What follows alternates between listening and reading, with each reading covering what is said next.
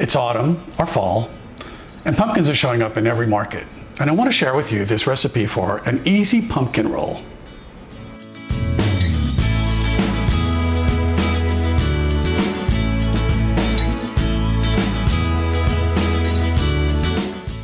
Pumpkins are native to North America and considered a winter squash, and is one of the oldest domesticated plants that goes all the way back to 5000 BC. Here in North America, we see those round orange gourds and know it's fall and Halloween is not far away.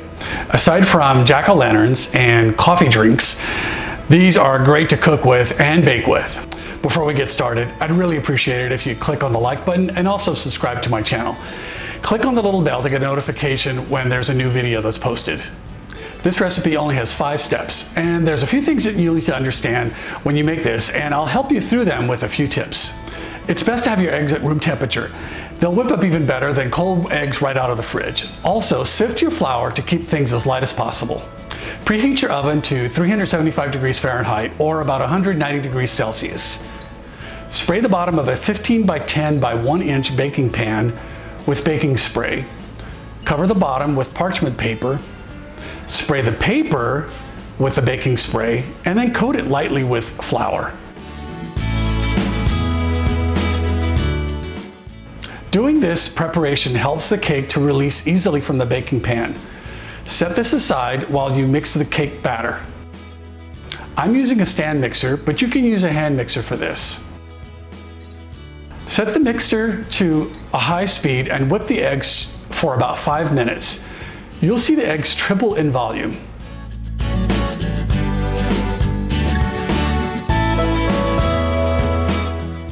You'll want to have the whipped eggs come out almost like a meringue. By whipping this much air into the eggs creates a soft and flexible cake, perfect for rolling. After about 5 minutes of whipping, with the mixer on a low speed, add in the sugar, 1 tablespoon at a time.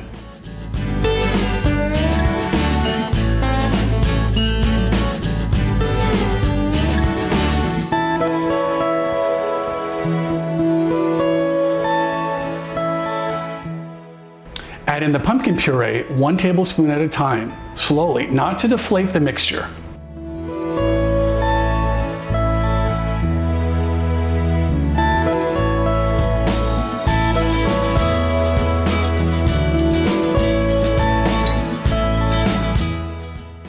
Next, add in the flour, 1 tablespoon at a time.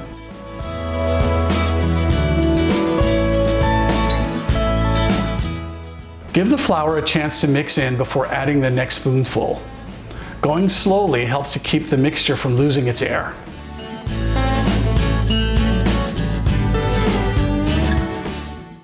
Next goes in the baking soda with the ground cinnamon. Let this mix a bit and then scrape down the sides. Reach down inside the bowl and scrape everything together so that you don't miss anything.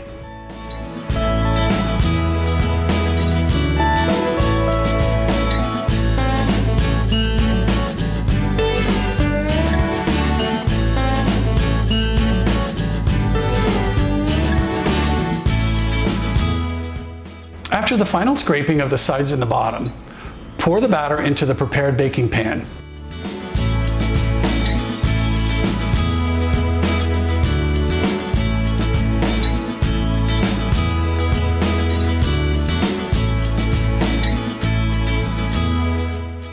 Using a spatula or an offset palette knife, smooth out the batter.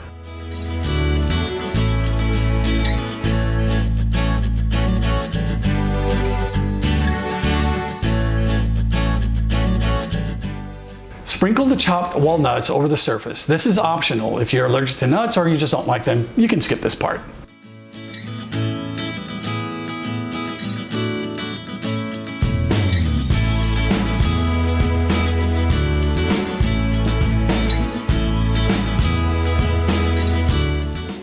Bake for about 15 minutes.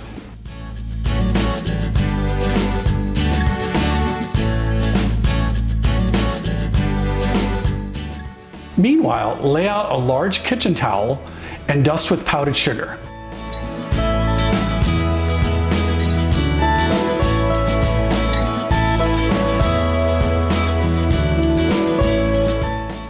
When the cake is done, it'll spring back when you lightly press on it.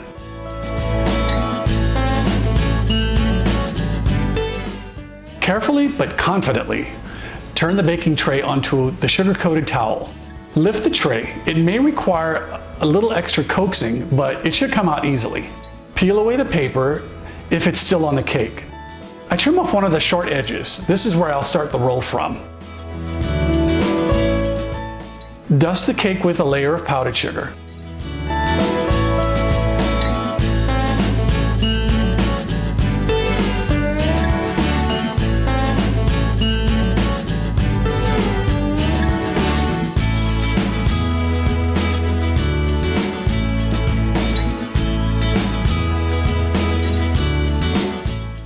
Roll up the cake from the short side using the towel.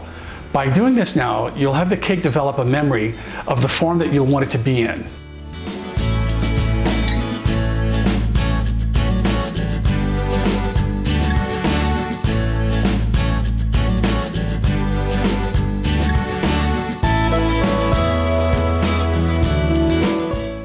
Let the cake cool and rest for about 30 to 45 minutes. Next is the filling. You'll want to have room temperature butter and cream cheese. It'll make mixing easier. I'll be using a stand mixer for this again, but you can use a hand mixer. Add all of the ingredients into the bowl and mix together until you see no more lumps of cream cheese.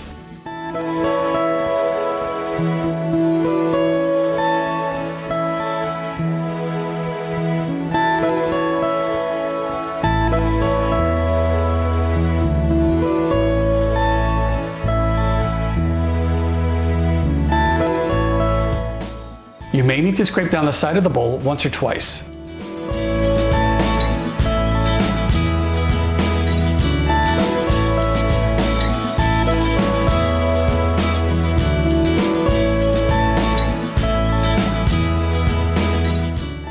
Set aside while the cake cools. Carefully unroll the cake. I've noticed that with the nuts you get a few cracks. If you choose not to use the nuts, there should not be any cracks at all.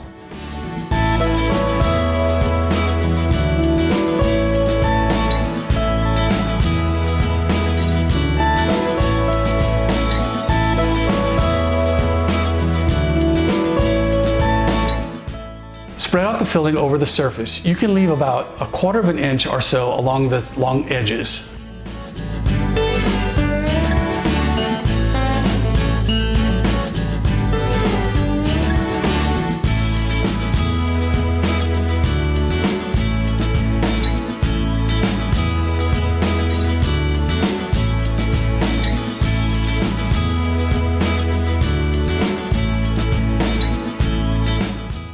Roll up the cake from the same side you started before.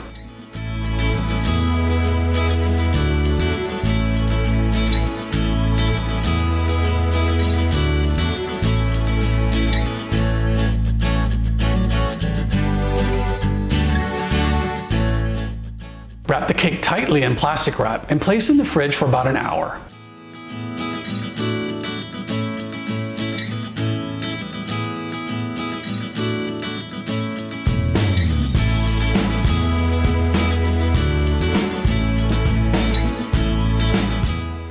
Unwrap and slice off the short edges so you'll expose the swirl.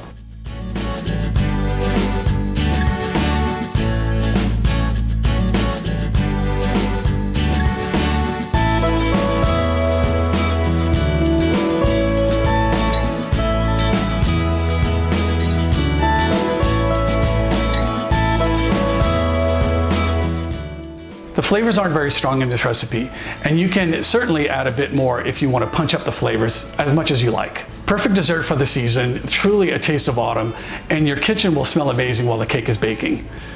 The cake should be stored in the fridge, wrapped in plastic, to avoid it from drying out. If you make this, I'd like to hear from you. Leave me some comments below and let me know how it turned out. Thanks again for watching, and please don't forget to like and subscribe to my channel. Now, I'm going to enjoy this.